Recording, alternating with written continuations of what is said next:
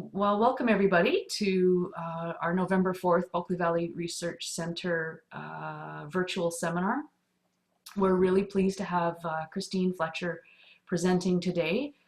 She's gonna tackle a bit of a different aspect on resource management and include a little bit more of the human and personal element that often challenges us, and some ideas for how we can work around that and make some great decisions around resource management. As we get started, I'd like to acknowledge that I'm hosting this seminar from the traditional territory of the Gidimt'en clan of the Wet'suwet'en Nation. I would also like to acknowledge the Bulkley Valley Credit Union for their financial contribution to our seminar series. And I would also like to extend a thank you to our membership for the Bulkley Valley Research Center. Purchasing a membership is a vote of your support for the Research Center and helps us to be able to put on these seminars in a continuing way, which is very valuable and something that we really enjoy doing. So thank you very much for your support. Let's see here. So a little bit about Christine. Christine Fletcher worked for over 28 years with the British Columbia Forest Analysis and Inventory Branch on various aspects of timber supply reviews. She has degrees in forestry, natural resource management, and conflict analysis and management. Currently, her primary interest is how people can build awareness and skills to work respectfully across our often fundamental differences. She's a registered professional forester in BC and retired from government in early 2020 and has been exploring about what life looks like next. So welcome, Christine, and thanks very much.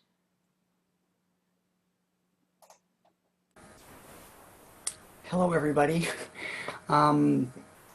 So I'm going to talk about some ideas for working across difference here. I think I kind of advertised it as working across difference in natural resource management, and it was a bit of a sales pitch because I'm not really going to be endeavoring to solve any specific natural resource management problems. This is really more about the process of engaging together. And so this talk is on the philosophical side. Might be a bit frustrating to people who would prefer some clear solutions to conflicts. The problem is there aren't any clear solutions. The core of my message is that given the ubiquity of complexity and conflict in resource management, it's important to build awareness of the personal, interpersonal, and intergroup dynamics of conflict. It's also important to understand how our biological and social tendencies and sometimes limited awareness and skills and the way we view or frame conflict can create or increase our discord. For better or worse, we're in this world together. And from my experience and perspective, there's lots of great scientific and technical knowledge around to effectively address many of the problems we face. A big problem is that we can't agree on or are uncertain about what action should be taken. Now, I'm not saying that improved science and technical information are not needed. I'd never say that. It's just that we can't agree on whether, where, and how to use even the information that exists. Just a bit of history here of this presentation. I was initially contacted in relation to something that I delivered in late 2019 that was really directed more at subcultures within the Ministry of many letters, forest lands, natural resource operations, etc. But thought that maybe wouldn't have broader appeal, so I basically rewrote the whole thing, and it covers just a bunch of concepts related to conflict and how we address it. It is a broad overview, and I don't get into much depth on any of the topics. So hopefully it'll be something useful here, and you'll have some ideas about where you'd like to explore in more depth, and maybe BVRC can arrange presentations in more to go into more depth on some of these things. Oops. I'm having issues advancing my slide here for you. There we go. So I'll start by briefly, really briefly, making a case for why conflict awareness and skills are for working across our differences are needed. This relates to the interconnected nature of many of the important problems we face, and the fact that people's responses to difference are often fear and feeling of threat. I'll provide a couple of definitions for conflict, then I'll move to discussing several concepts related to people's responses to conflict that often lead to intensified conflict, or at least get in the way of creative engagement. These include the way groups form and interact, individual responses to threat, different conflict styles, power, communication, limitations usually, and the way conflict is framed. I'll then discuss a few of the skills that I've noted from my research and experience that relate to those concepts, and then I'll finish with a summary of my thoughts. So, here's a short list of some of the things that we're dealing with these days. Climate change, reconciliation between indigenous peoples and colonial governments, recovery of endangered species and protection of biodiversity, balancing of environmental health and economic prosperity. So what do most, if not all, of these problems have in common? They cross jurisdictions, they cross cultures, they cross sectors of our society, economic sectors, and government, advocacy groups, etc. They're interdisciplinary, even within forestry and natural resource sciences. Those involved in the issues have diverse values. They cover multiple temporal and spatial scales, from acute natural disasters to decades-long changes in climate. There are diverse ecologies that require all kinds of diverse knowledge. So they're complex. Interaction among us is unavoidable, and therefore there just seems to be conflict everywhere. And so we need to work across a bunch of boundaries and differences, whether we like it or not, if we're going to address these problems constructively. So I'll just spend a couple of slides with some definitions of conflict and its components. I think the definitions of conflict highlight another reason that enhancing awareness, or at least strengthen the reason for enhancing awareness and skill, are important. So, and these are both just from conflict resolution, conflict analysis textbooks. One is the interaction of interdependent people who perceive incompatible goals and interference from each other in achieving these goals. Another one is the use of conflict behavior against one another to attain incompatible goals and/or express hostility. So these definitions have some components, or highlight some components of conflict. There are incompatible goals or values. There are actions. As I'll get into a bit later, these actions aren't always overt or outwardly hostile, but people are engaging in some action either internally or towards one another. There are antagonistic feelings that may be based on misperceptions and misattributions, and I'll get into that in a bit as well. Overall, conflicts are characterized by interconnection or interdependency between people or groups, and by values, either material or subjective, that people need or care about. The interconnection may potentially be undesirable in some cases, but it's interconnection nonetheless. If there isn't interconnection, say, the common use of non-infinite air, water, soil, forests, etc., we could just create walls and distance between ourselves, but we can't do that. And people don't get upset about things that they don't care about. Important conflicts rarely develop just because someone is trying to bug somebody else. They're about matters that are consequential for people. Over the next several slides, I'm going to go through a few general concepts related to conflict. They relate to groups, human responses to actual or perceived threat, power, communication, and the framing or problem definition in conflicts. This list of concepts is based partly on research in social psychology, conflict studies, and neuroscience, and partly on my personal history working in natural resource management for a few decades almost. They cover a mix of things at individual, interpersonal, and intergroup levels. So I'll start with a few things about group formation and intergroup dynamics, since they can both drive and intensify conflict. Humans evolved to seek relationships, often groups, to promote safety, security, and belonging. We're social. We're not programmed to survive alone, and it's doubtful we could even if we tried. What happens is that we tend to form in-groups or tribes, and then therefore consequently out-groups. We belong to our tribe, and those in the out-group are, the air quotes, other.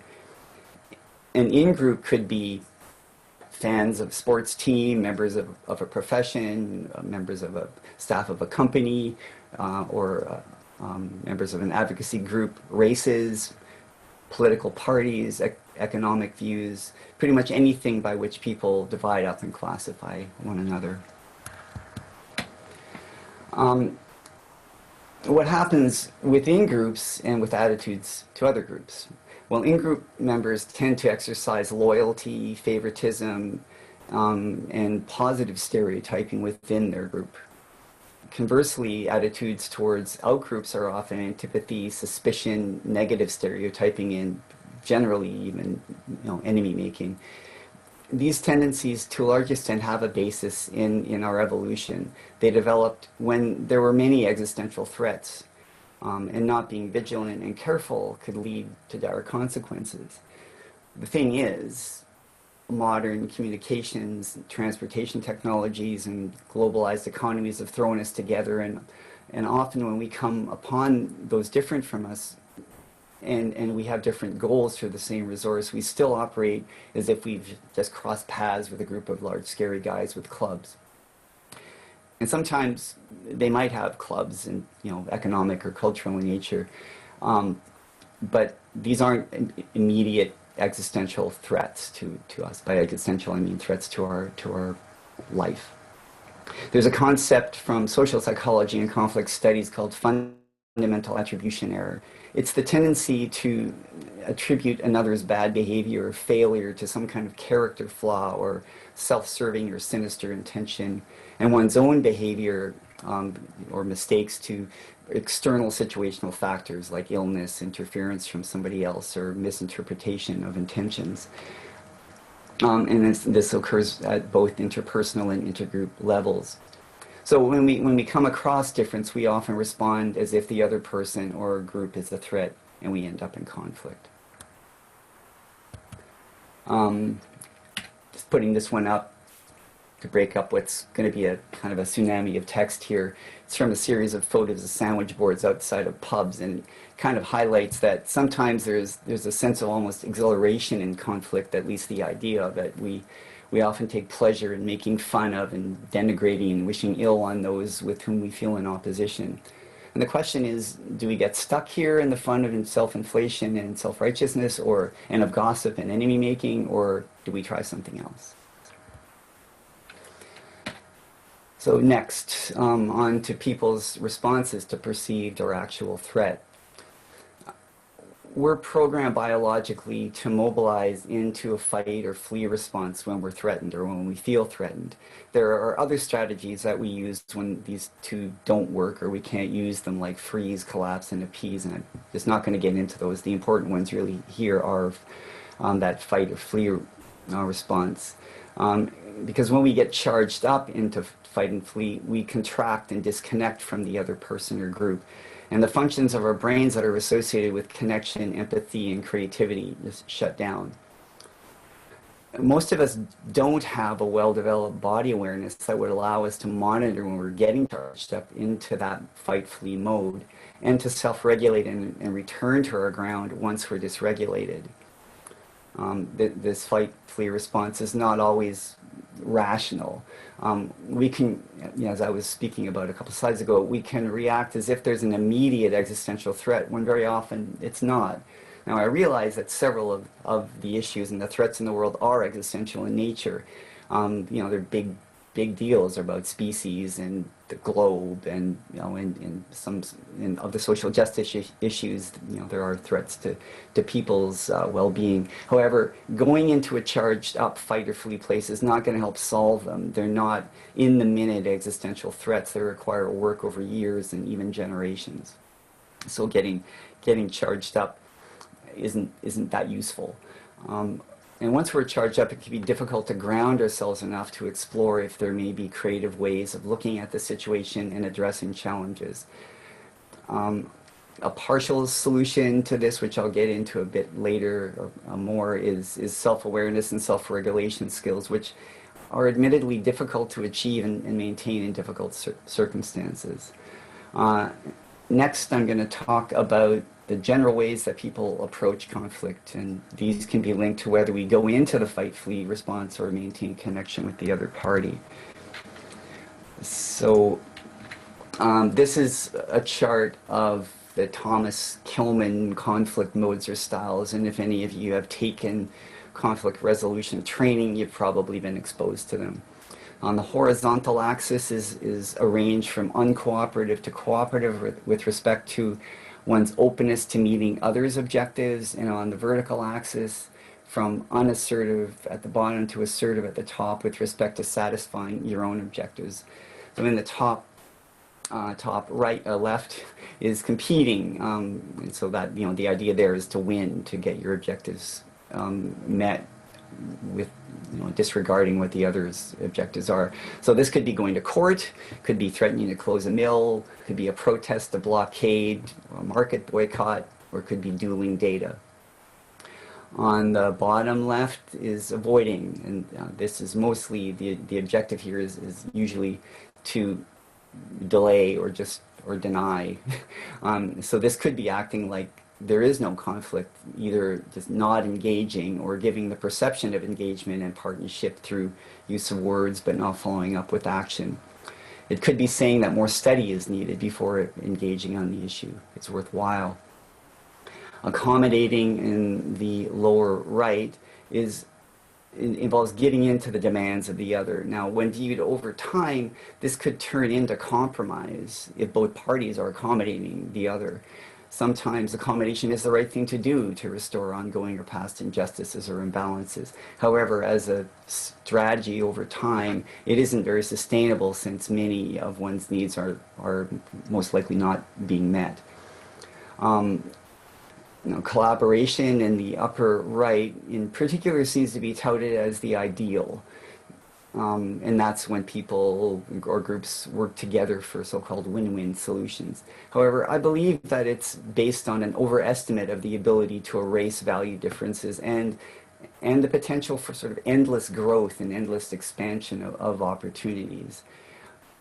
I think that compromise has gotten a bad name, and so compromise is trying to achieve middle ground. And I personally don't see a problem with acting on the notion that the various pies that make up our world, like air and water and forests, etc., are finite, and that sometimes we have to talk about middle ground and share things with one another. I acknowledge that there are opportunities for collaboration to generate creative win-win solutions, and obviously those should be fostered. I just don't think compromise should be minimized or denigrated, particularly in the face of conflicting values for the same resource. Now, here it's the same chart, just with different colors. What I've done is group the styles very roughly according to whether they come from a place of contracting, that is moving away from an opposing person or group, versus moving towards or maintaining engagement with that person or group. So I placed compete, avoid, and accommodate, and they're in blue. Hopefully it shows up as blue. In the contracting or distancing category, and compromise and collaborate in green, in the engage or get closer category. Now, I think that this is a useful distinction to keep in mind, because developing the ability to be aware of how you're feeling in a conflict situation is useful. Are you feeling like fighting or fleeing, competing or or avoiding in a way that's really contracted. What actions does that feeling lead you to want to take, and does that feeling likely reflect an accurate interpretation of the situation and your options? In the end, I think this awareness and skill can really be useful in conflict, particularly when our objective is to stay engaged, recognizing the reality that sometimes you're going to get triggered.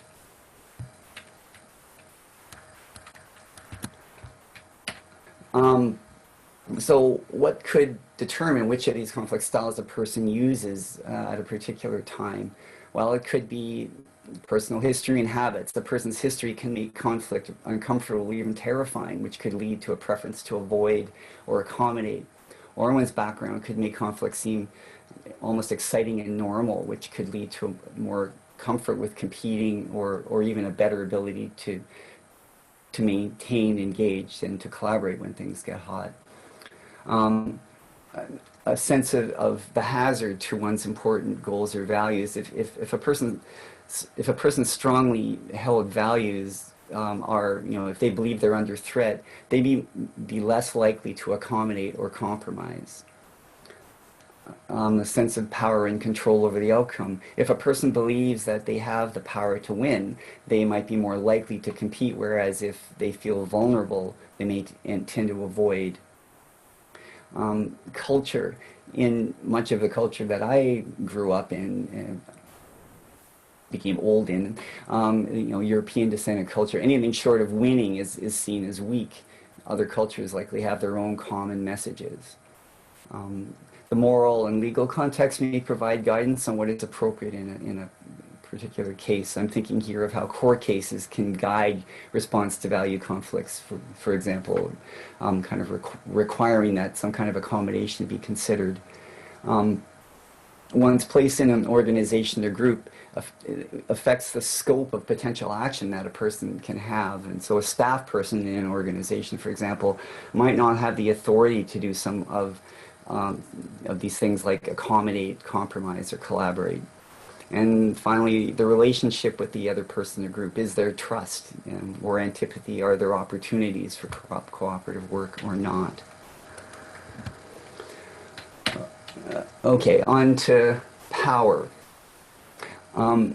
Many of us aren't that aware of the various dimensions of power and how the distribution of power among people and groups affects our interactions across differences and conflicts. So very briefly here, a few things about power and its sources. This categorization that I've tried to diagram here is from a 2010 paper that looks at the Haida Gwaii strategic land use planning process. Now, there are many different classifications of power. I just find this one to be simple, straightforward, and practical, useful. So Takeda and Ropke wrote of three general classes of power.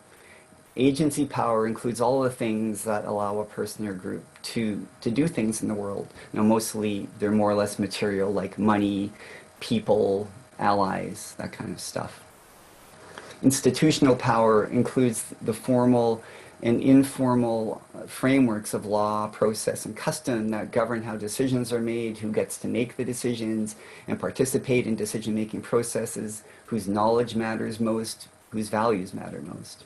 And finally, there's what Takeda and Ropke called ontological power, which I figured was kind of not a very accessible term, so I've called it worldview here, which gets at the overriding fundamental sense of what life is for, what matters, and what makes for a good life. And all of these inform one another, and sort of who has the most power in these different realms,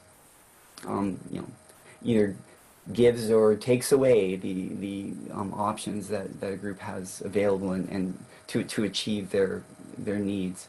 So when working across difference in conflict situations, it's often worthwhile thinking about how these different types of power are showing up and with who, and how power differentials of various types may affect how people and groups are showing up in discussions, whether they're willing to cooperate or are more set on using their power to compete and achieve their goals.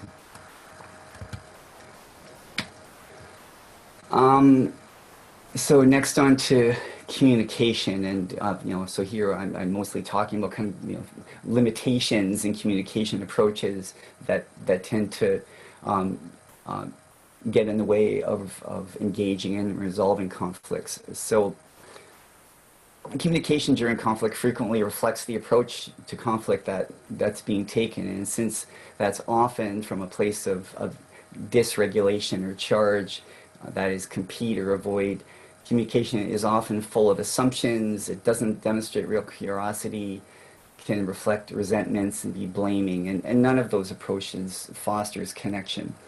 In my view, communication skills that enhance our ability to listen and to keep our minds open are not that highly valued in our society.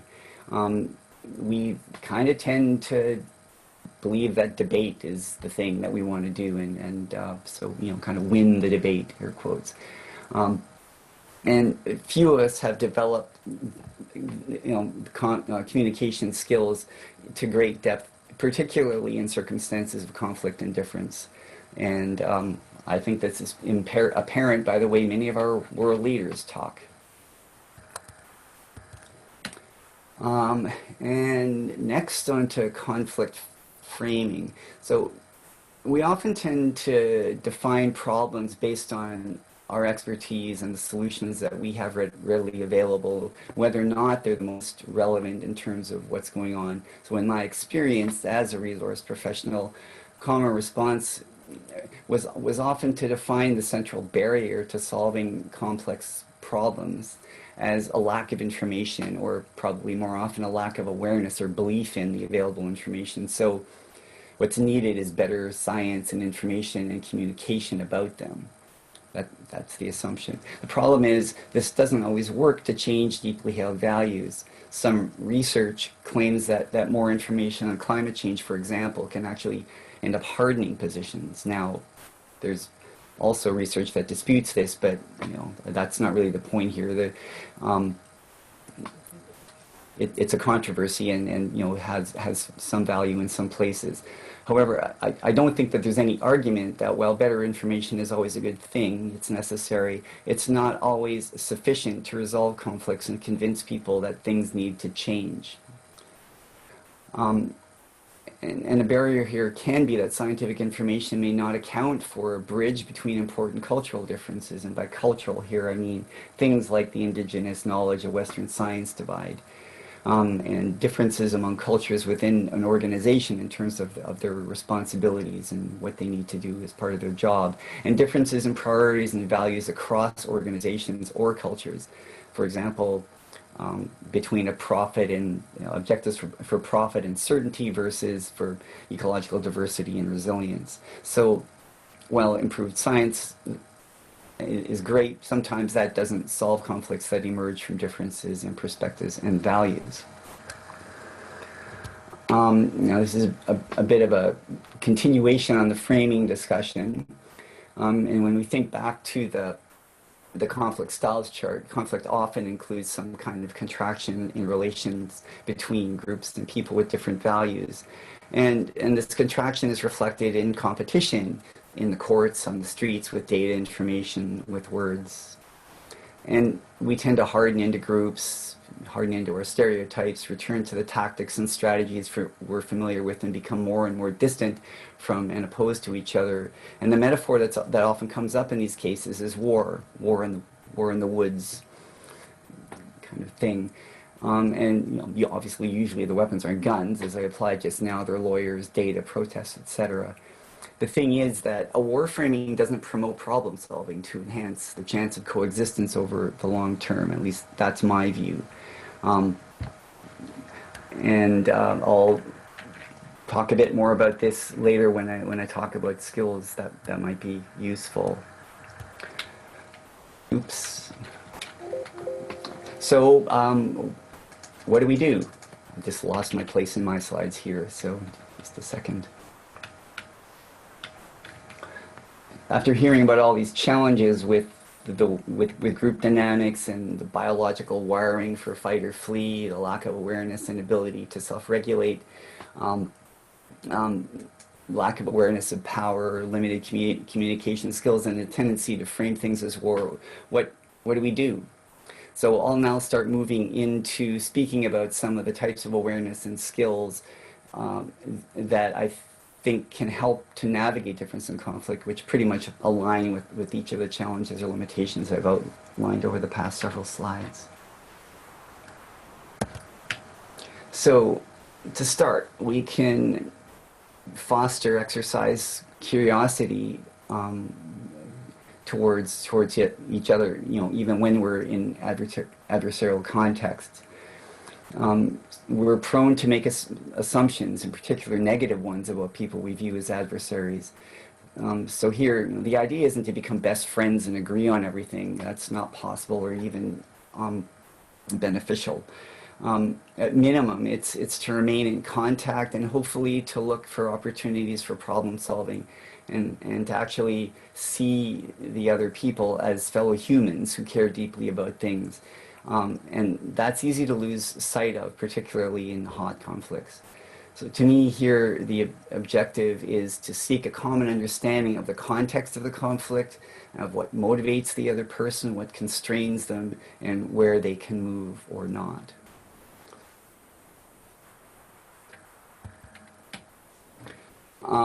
And so here's some questions that I think could be used to move towards understanding of other people. Questions about history, context, and power. What is the person's sense of the history and context of the conflict? What's brought them to this place? What are their responsibilities and accountabilities? For what and to whom? What provides them with guidance and limits their action? What values, laws, policies, methods, etc. Guide and limit their activities? How do they measure success? What would be a success in a discussion, in a process? What's their source of knowledge, and is it being accounted for in discussions? What are their barriers to action or movement on an issue, and where do they see openings? Now, this is obviously not exhaustive. They're just some ideas. The idea is to replace assumptions and stereotypes with relationship and communication to promote understanding. Self-awareness and regulation. Now, it's useful to develop some awareness about your patterns and tendencies. It's hard to develop skills for managing them if you don't know them. So, do you want to run screaming from the room when things get hot? Do you shut down? Do you want to convince others that they're wrong? Or do you have flexibility in which approach you take depending on the situation? So it's useful to develop skills to notice your in-the-moment reactions. Are you withdrawing from the other person into some kind of fight-flee response, or are you remaining engaged and able to listen and be creative? Now, those kinds of self-awareness and regulation skills aren't easy for most people. It can be very difficult to simultaneously hold another's humanity and their deeply held values that are different from your own. But it's a useful skill, being able to breathe through the anxiety of contradiction. This is the stuff of meditation and other grounding practice, and I'm not going to get into that in any detail. It's not easy, but it is important if you're going to engage in this kind of work over the long term. Something that's helped me to maintain my ground is to remember my values that are linked to why I'm in a conflict. This could be the love of some animal or a river or your family's well-being or the future. In my case, a deep belief in the need to find a way of being together even though we are different. Connection to deep values can be a useful way of remaining engaged and open, at least over time, if not in a particular moment. When the going gets tough, it's worth remembering what you love. Communication. So there are lots of communication models that were built with conflict at interpersonal and inter levels in mind. The models that I am familiar with basically provide a framework, concepts, and language to differentiate among what is happening or has happened, the facts of a situation, from how you interpret and feel about those facts. because often we conflate them. Usually these models include a step related to arriving at some kind of agreement, or next step related to how the parties have experienced things. The models don't solve the conflict, they just help to clarify things for those involved so that they can actually get to the substantive issues, and that in a way that's not clouded by assumptions and misunderstanding. A model that I particularly like is called nonviolent communication, which is not a very descriptive name, unfortunately, in my view. It includes also, as a step, a focus on fundamental desires and needs, which can help remind us of our common humanity and sometimes to explore alternate ways of meeting them. In intergroup relations, these are things like order, certainty, respect, consideration, safety, well-being, health, and nourishment. And I know for lots of people, those needs extend beyond the human realm. So that's also something to consider. Now, any method or model for communication or otherwise is only as good as its user.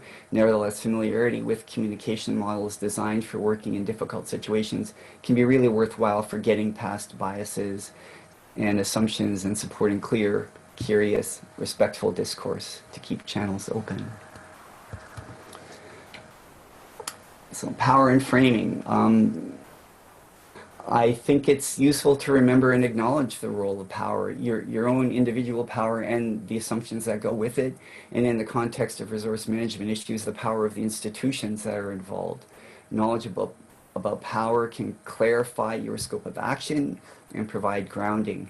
And so, I mean, this is really more of an individual level thing of, just knowing that, what you can do and can't do in a situation might help you to remain clear and, just kind of say, well, maybe I need to take some notes here and talk to somebody else later. An awareness of power can highlight assumptions and blind spots about who gets to participate and whose knowledge is admissible and respected. I provided one framework earlier, but there are lots of others. And as for framing, it's useful to be aware of how you're framing a particular conflict and conflict in general. Are you seeing the conflict in terms of your favorite solutions, whether that's providing information or questioning another person's integrity or going to court? Are those tendencies creating blind spots themselves? Perhaps the issue is differences in values, in language, in the ways of knowing or in perceptions about the distribution of power. Being aware of how you're framing a conflict can also allow for a refocus to potentially create some space for curiosity and connection. I spoke earlier about the preponderance of war metaphors during conflicts, and I just think that framing in terms of war is limiting and problematic because it connotes losers and winners, collateral damage, weapons, that kind of stuff.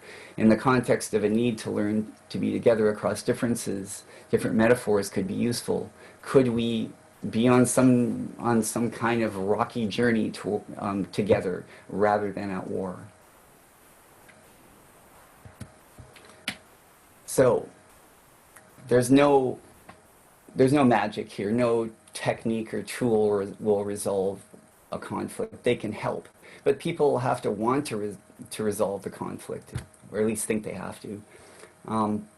I realize that I may seem naive in believing that we could ever really learn to work respectfully across our differences rather than see ourselves in constant competition and engaged in some kind of war.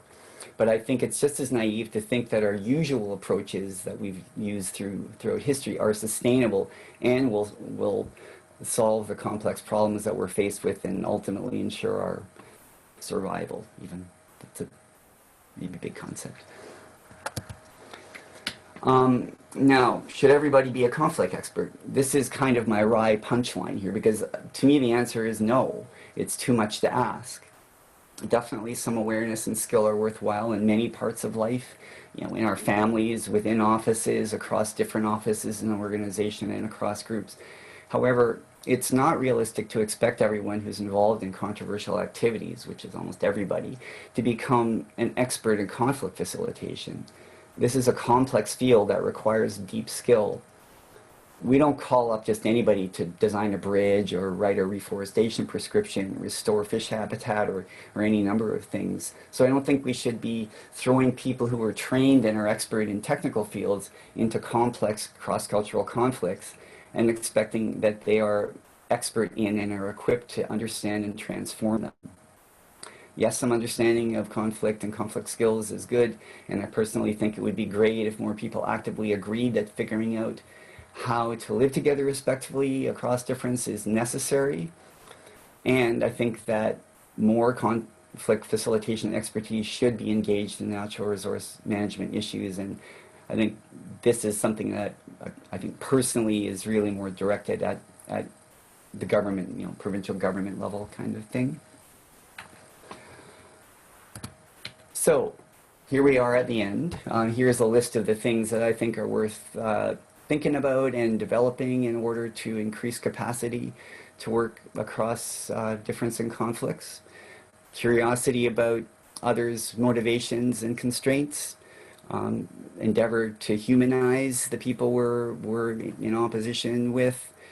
Self-awareness and regulation skills. Grounding yourself in your values. Remembering what you love. Being aware of power. Developing some communication skills to enhance the ability to understand one another and to remain engaged. And finally, get conflict experts involved. That's it. Thank you. If there are comments or questions or anything, we can open up for those now. Thank you so much, Christine. That was excellent.